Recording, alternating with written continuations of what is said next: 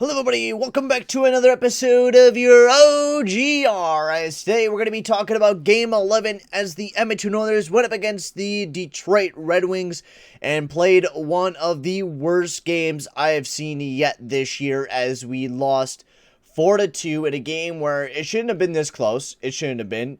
We should have been having our asses bent over mightily by the Detroit Red Wings, and it wasn't a very pretty game. Stuart Skinner, McDavid, and Puljujärvi played amazing games. Everyone else played like dog shit. Honestly, this entire team really didn't play a very good game. It wasn't a very entertaining game, nor did players play very well. It was a very weak night defensively, very weak night offensively. We weren't doing very well. Our passing wasn't too great.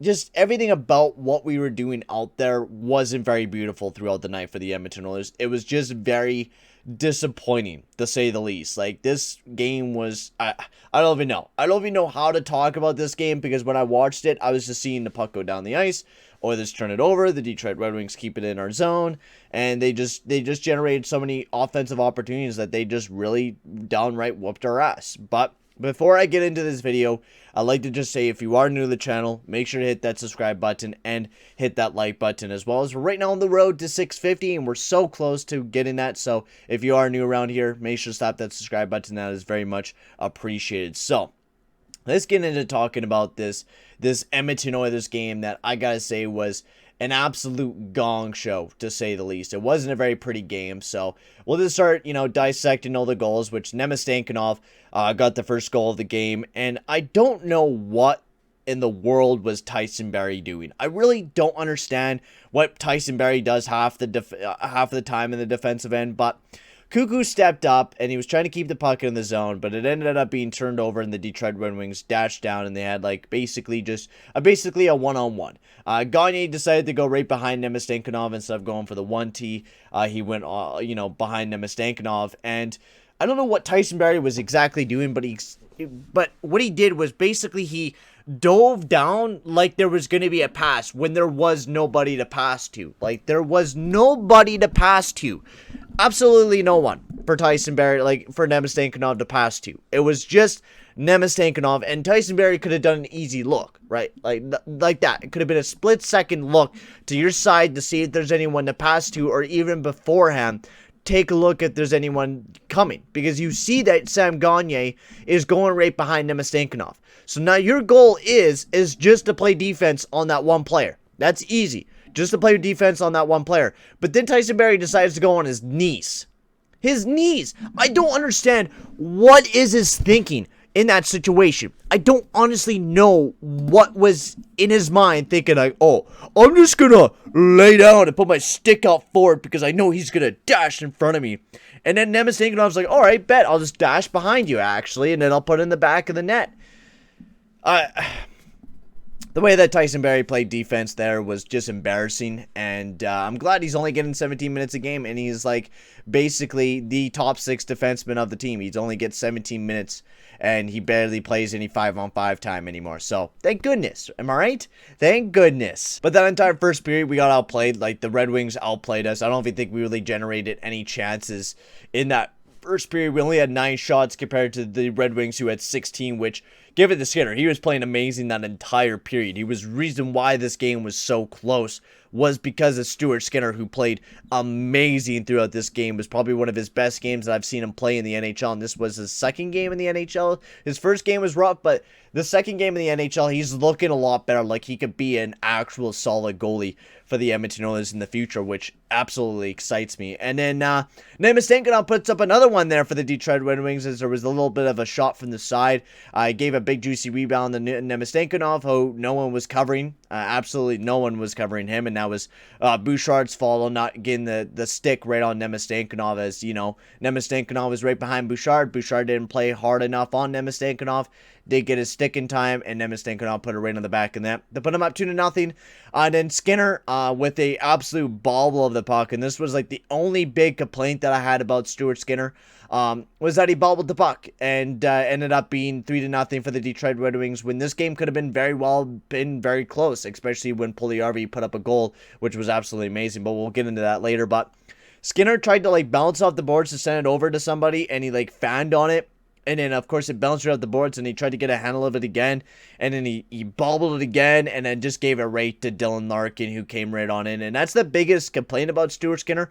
If he isn't calm, then he doesn't look very good. But if he's calm and he knows what he's doing, he plays amazing when he knows what he's doing and he's very calm in the net. That's when he plays his absolute best, really. That is when Skinner plays his absolute best, is when he's in a calm situation and he knows what he's doing.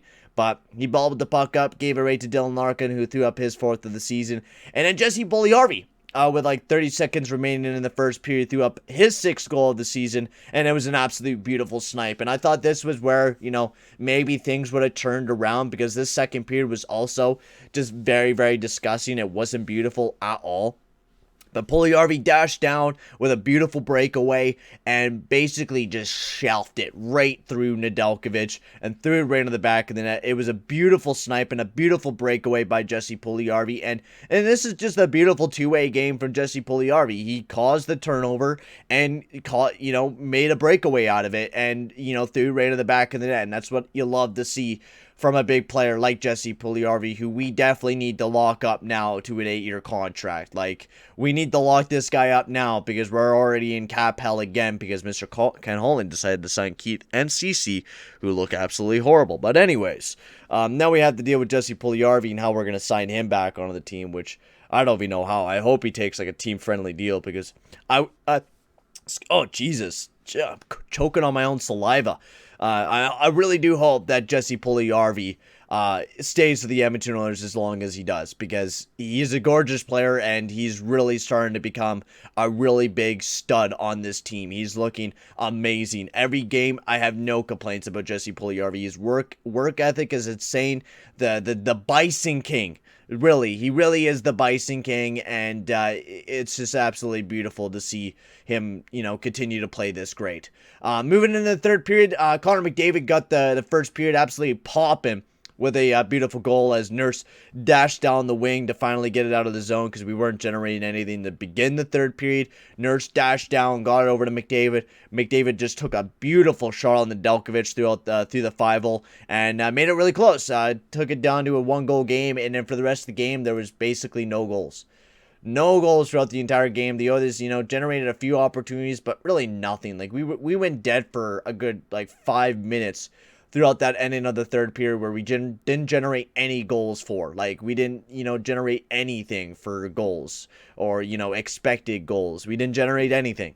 And it was just, it was a joke. This entire game was really bad for the Edmonton Oilers. The only period that I thought we played at least half decent was the third period, where we definitely played a lot better. But even then, this game wasn't beautiful. This was the worst game of the year. And where McDavid actually played, was one of the best players on the team. Puljujarvi as well. Skinner was amazing.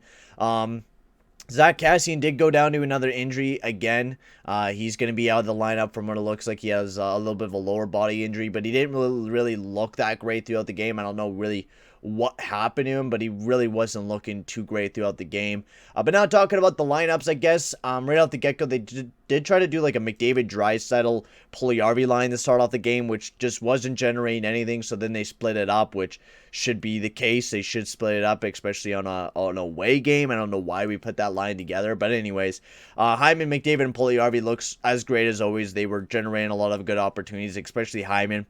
He almost got the game tied up, and then Nedeljkovic came sprawling out to make sure, Hyman didn't put it in the back of the net. The second line, Draisaitl, Yamamoto, and Nuge. Nuge had a bit of a rough night. He wasn't connecting on a lot of the pass that he was, passing.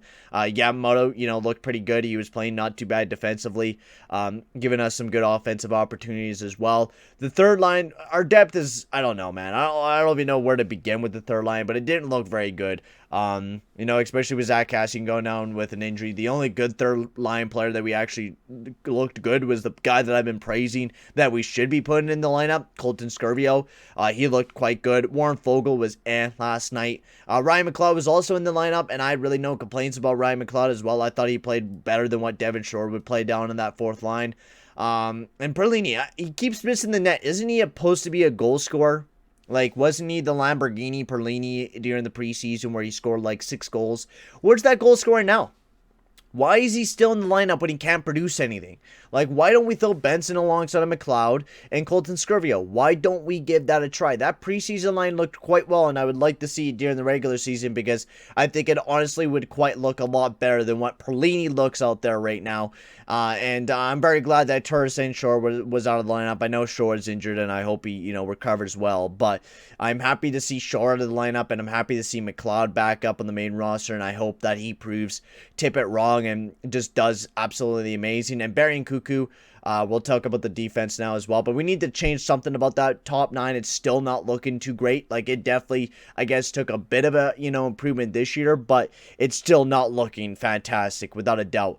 Defensively, Barry and Cuckoo were horrid throughout the night. Keith and Cece, they couldn't get the puck out of their own zone, but Keith made some really nice passes. I give him that. He was making some really nice passes throughout the game, but still wasn't the greatest defensive parent in the world. And Cuckoo and Barry had 2 goals against on them. Just really rough night on them. And then Nurse and Bouchard, I thought they played quite well, but for that 1 goals against that they had on them. But I thought they were moving the puck quite well. I thought they were probably one of the better players throughout the night as well between Nurse and Bouchard, and I thought they had quite a good game as well. But I think that's about it for me in this episode. Also, the refs had to start calling penalties better. I honestly do believe that. There was a tripping penalty on McDavid that they did not call, where Mort Schneider, jabbed the skin of McDavid. He fell down to even hit the puck, and there was no call on the play. And it was late in the game where we could have, if that was a power play, that could have been a huge opportunity for us to get right back in this game. But the refs keep dictating the game the way that they want to dictate it, and I'm not agreeing with it at all. I think the refs...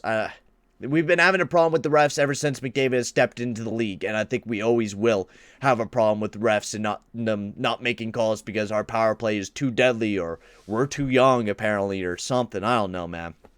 But to kind of quickly wrap up the game, Stuart Skinner was amazing. McDavid was amazing once again. And Josi Puljujärvi is the Bison King. And he just keeps looking absolutely amazing out there. But for now, guys, I'm going to end the video here. Tell me, guys, in the comment section below how you guys thought of the game. And yeah, guys, I'm going to end the video here. Thank you very much for watching. And I'll see you guys all in the next one. Adios, amigos.